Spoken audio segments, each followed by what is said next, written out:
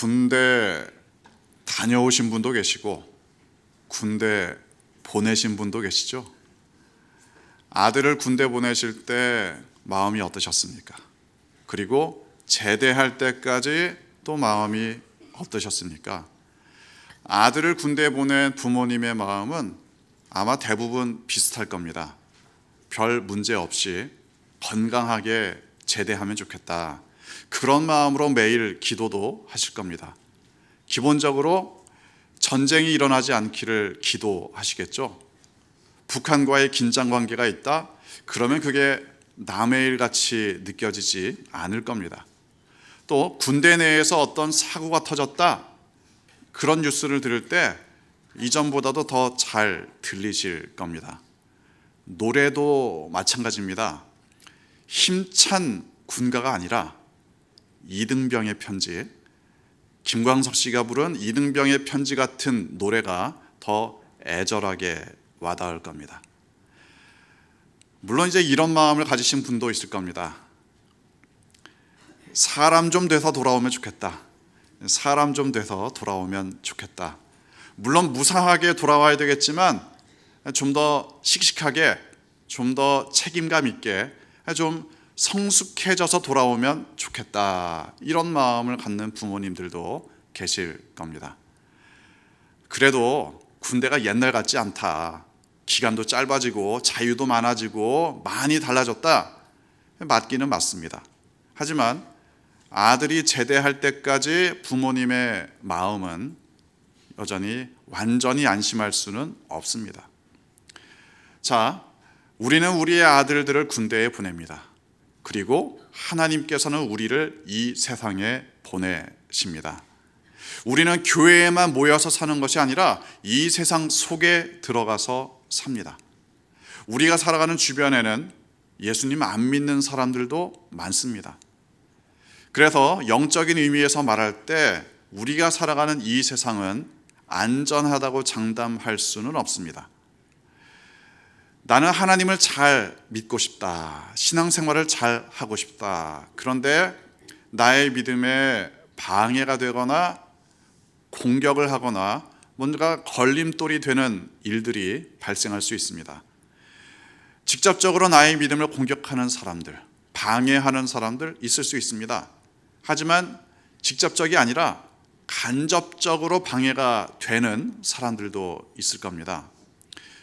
교회 잘 나가고 또 성경도 잘 공부하고 봉사도 하고 그렇게 하려고 하는데, 야, 놀러 가자. 야, 이거 하자. 그분들이 나쁜 의도를 가진 건 아닙니다. 그런데 결과적으로 볼 때는 내 믿음이 성장하는 데 있어서 방해가 되는 사람들도 있습니다. 그럴 수도 있습니다. 그리고 신앙적인 면에서도 방해가 되지만 기본적으로 조심해야 되는 사람들도 있습니다. 여러 가지 방법으로 나를 다치게 만드는 사람들도 있습니다. 또 아직 기회가 오지 않아서 그렇지 결정적인 기회가 오면 나를 속이고 이득을 가로챌 사람들도 있습니다. 물론 그런 사람들 역시 구원받아야겠지요. 하지만 그런 사람들을 조심해야 하는 것도 이 세상의 현실입니다. 그러니까 예수님께서 제자들에게 이렇게 말씀하셨습니다. 내가 너희를 보내는 것이 양을 이리떼 가운데 보내는 것 같다. 그게 예수님의 마음입니다. 오늘 본문에서 하나님의 마음을 좀 더 자세하게 말씀하고 있습니다. 본문 24절 함께 읽겠습니다. 예수께서 그들 앞에 또 비유를 들어 이르시되 천국은 좋은 씨를 제 밭에 뿌린 사람과 같으니.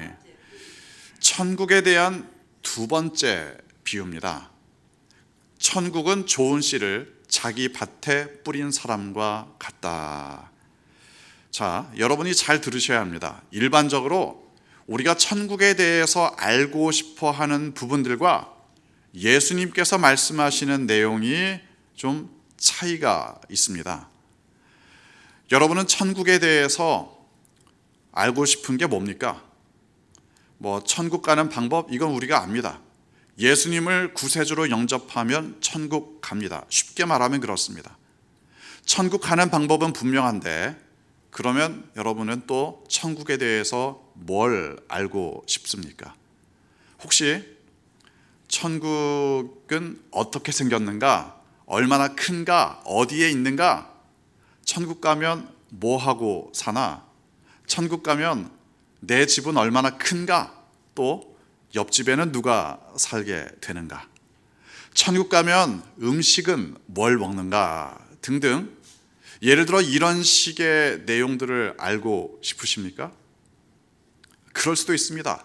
그걸 궁금해할 수도 있습니다. 중요한 건 그걸 궁금해할 수는 있지만 거기에 대해서 답을 얻고자 하는 건 마치 우물에서 숭늉 찾는 격입니다. 왜냐하면 예수님께서 지금 천국에 대해서 많이 말씀을 하고 있습니다. 그런데 정말 강조하는 건 따로 있습니다. 천국은 하나님께서 완전하게 다스리신다. 하나님의 다스리심을 강조하고 있습니다. 그러니까 우리가 살아가는 이 세상을 잘 봐야 합니다. 이 세상은 타락한 세상입니다. 하나님의 다스리심을 거부한 세상입니다. 예수님께서 이렇게 말씀하셨습니다. 하나님의 나라가 임하였다. 하나님의 나라가 이미 임하였다. 그 말은 우리가 살아가는 이 타락한 세상 가운데 하나님의 나라를 경험할 수 있다. 이 땅에서 하나님의 다스리심을 받으며 살아간다면 비록 타락한 세상이지만 하나님의 나라, 천국을 경험할 수 있다. 다시 말해서 우리는 그냥 우리 수준에서 천국을 알고 싶어 합니다. 우리가 이해할 수 있는 수준에서 알고 싶어 합니다. 사실 우리가 알고 싶어 하는 대부분은 천국 가봐야 알 수 있는 것들입니다. 그러니까 나 천국 갔다 왔다, 이런 사기꾼들이 나오고 있는 겁니다. 하지만 예수님께서는 중요한 것을 말씀하셨습니다.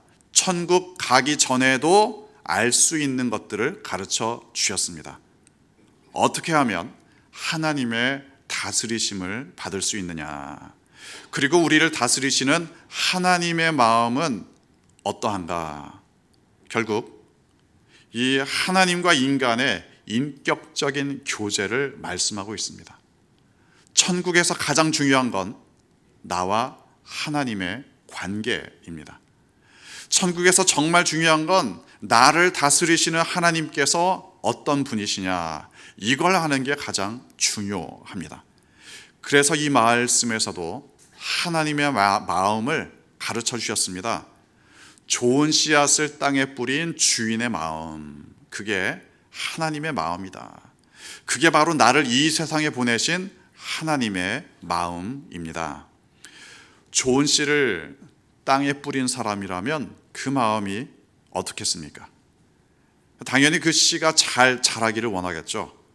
아마도 농사를 경험해 보셨든지 아니면 어떠한 형태로든 생물을 길러보신 분이라면 충분히 공감할 수 있을 겁니다. 우리가 잘 알다시피 농부들이 얼마나 노심초사합니까? 비가 안 오면 안 온다고 힘들어하고, 비가 많이 오면 너무 많이 온다고 힘들어합니다. 온도가 낮으면 춥다고 걱정하고, 너무 더우면 덥다고 걱정을 합니다. 그 밖에도 병충해 때문에, 들짐승 때문에, 그리고 물론 흉년은 안 되지만 너무 풍년이 와도 또 걱정하기 시작합니다. 농부들은 계속해서 농작물에 발생하는 상황들에 대해서 계속해서 예의주시합니다. 노심초사하고 예의주시하고. 왜 그렇게 삽니까? 농작물이 잘 자라도록 하기 위해서. 농작물이 잘 자라기를 위해서 그런 마음을 가지고 농부는 농사를 짓습니다.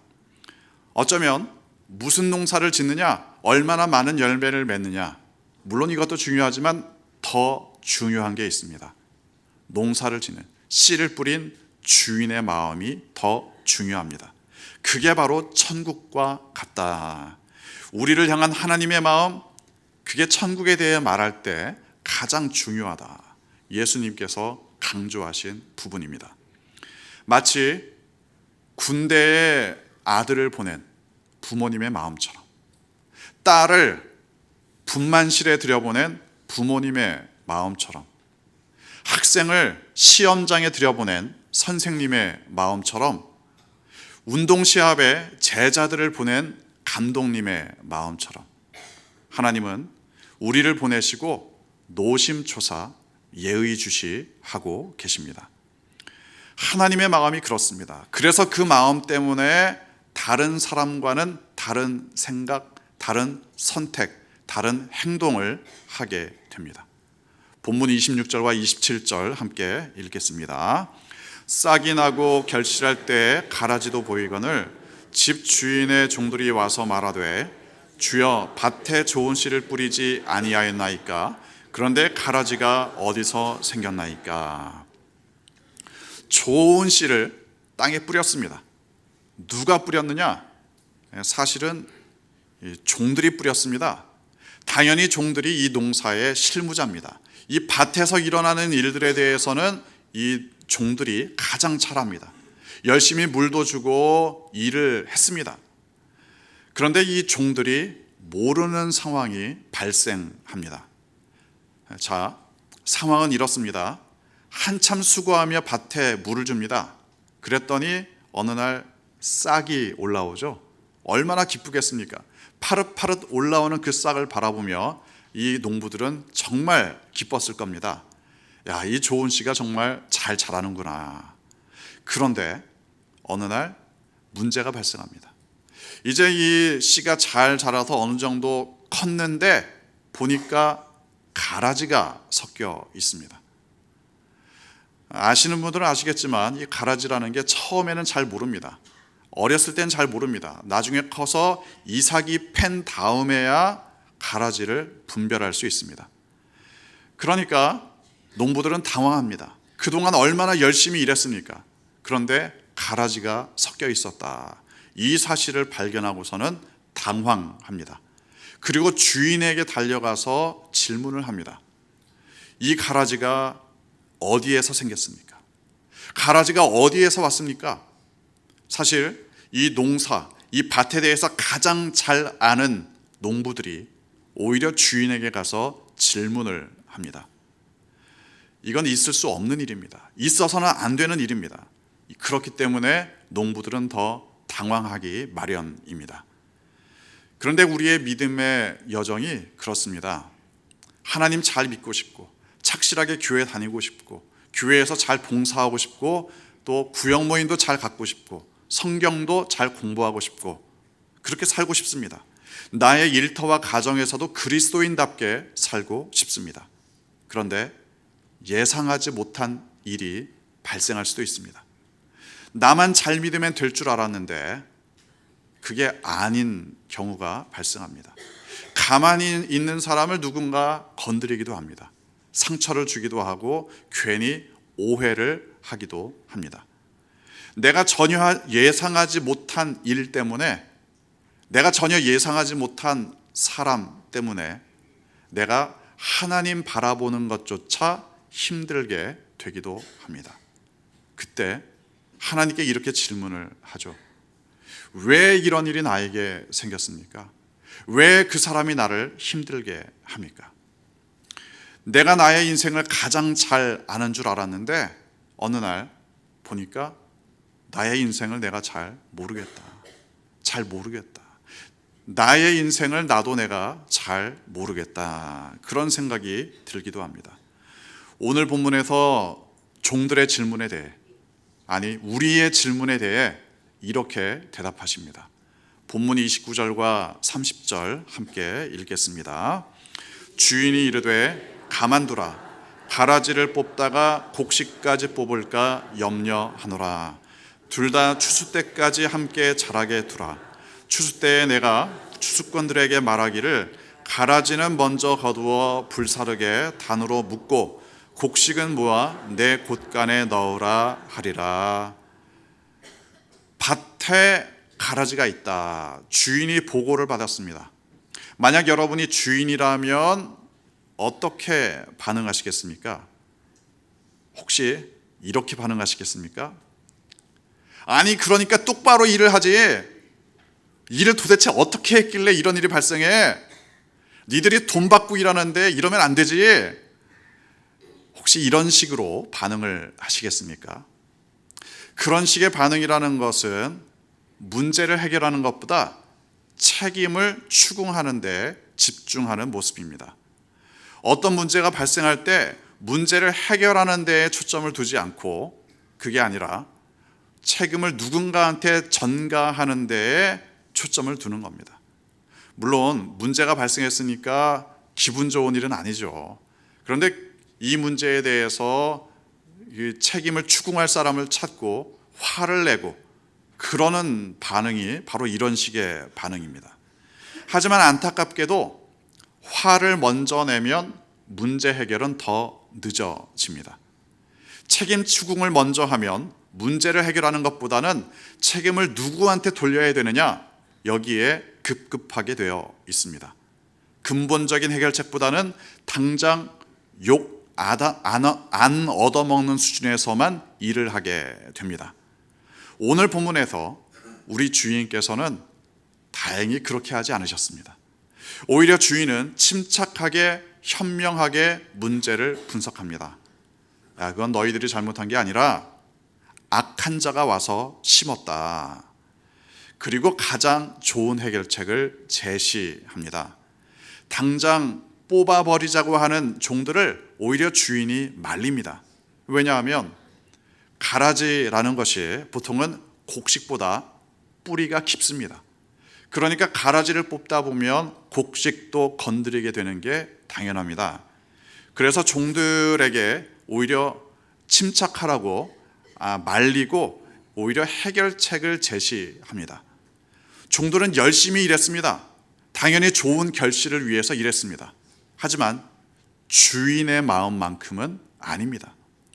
종들이 수고하고 있기는 하지만 주인이 좋은 씨에 대해서 가지고 있는 만큼은 그 마음은 가질 수 없습니다. 그 마음은 누구도 가질 수 없는 마음입니다.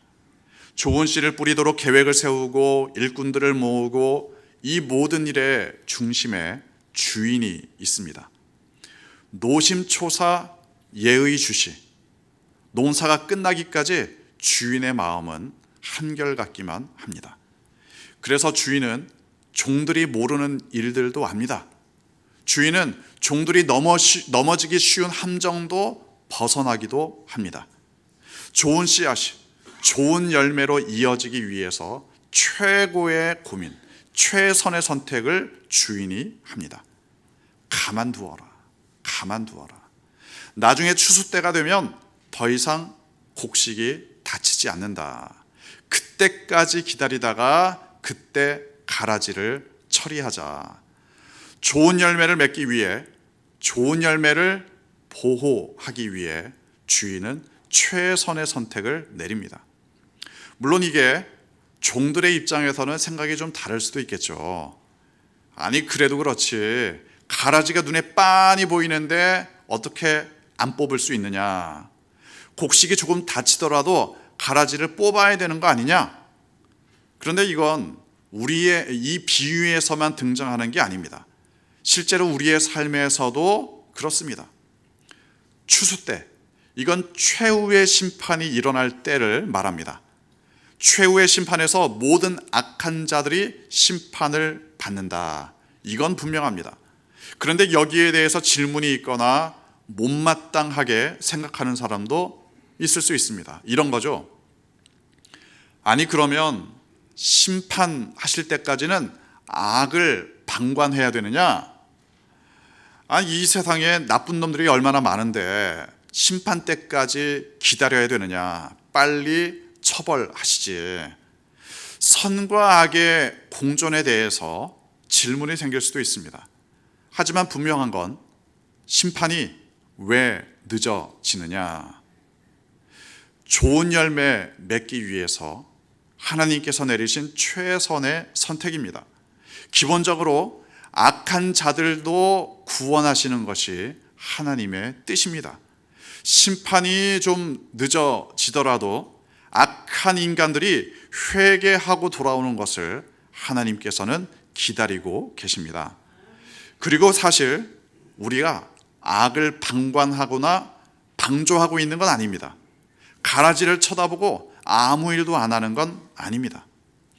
최후의 심판이 일어날 때까지 우리가 해야 할 일이 있습니다. 그게 바로 우리의 사명입니다. 한 사람이라도 더 구원하기 위해서 우리가 해야 할 일들이 있습니다. 믿음의 선한 싸움입니다. 믿음의 선한 싸움. 사도 바울은 디모데에게 보낸 편지에서 여러 번 이 사실을 강조합니다. 믿음의 선한 싸움, 나도 싸웠으니 너도 잘 싸워라. 그런데 왜 싸움이라고 하는가? 싸워야 하니까, 그러니까 싸움이겠죠. 우리는 사탄에게 제안하거나 구걸하거나 심지어 거래하는 사람들이 아닙니다. 좀 비켜주실래요? 이것 좀 해주실래요? 이건 우리가 사탄에게 해야 될 말이 아닙니다. 예수님은 사탄을 꾸짖으셨습니다. 우리는 사탄과 선한 싸움을 감당해야 합니다. 예수님께서 이미 승리하셨기 때문에 그 승리에 동참하는 일이 바로 우리의 사명이자 선한 싸움입니다. 이 세상은 선과 악이 공존하는 세상입니다. 하나님의 다스리심을 받아들이는 사람도 있고 거부하는 사람들도 있고 공존하는 세상입니다. 최후의 심판 때까지, 주님 다시 오실 그날까지 우리가 해야 할 일이 있습니다. 좋은 열매 맺기 위해서 살아야 합니다. 가라지 때문에 포기하거나 좌절하거나 절망하지 않고 우리의 선한 싸움을 싸워야 합니다. 무엇보다도 나를 이 땅에 보내신, 이 세상 가운데 보내신 하나님의 마음을 알아야 합니다. 노심초사, 예의 주시, 나를 다스리시는 하나님의 마음을 느껴야 합니다. 그 마음으로 이 땅에서 선한 싸움 잘 감당하는 여러분 되시기를 주님의 이름으로 축원합니다. 기도하겠습니다.